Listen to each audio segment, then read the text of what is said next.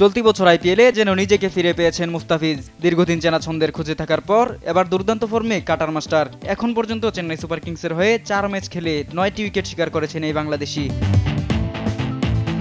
আইপিএলে এখন পর্যন্ত নিয়মিত খেলা দুই বাংলাদেশি ক্রিকেটার সাকিব ও মুস্তাফিজ। ফ্র্যাঞ্চাইজি লিগে এখন পর্যন্ত 63 উইকেট নিয়ে বাংলাদেশি বোলারদের মধ্যে সর্বোচ্চ উইকেটের মালিক সাকিব।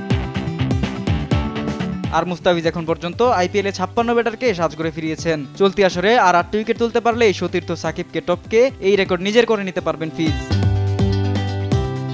আইপিএলের এক মৌসুমে বাংলাদেশি বোলারদের মধ্যে সবচেয়ে বেশি উইকেট শিকারের রেকর্ড এখন মুস্তাফিজের ঝুলিতে। 2016 সালের আইপিএলে 17টি উইকেট নেন তিনি। সাকিব 2018 সালে 14টি উইকেট নিয়ে আছেন 2 নম্বরে। আর 9টি উইকেট নিতে পারলে নিজের রেকর্ডে ভাঙতে পারবেন মুস্তাফিজ।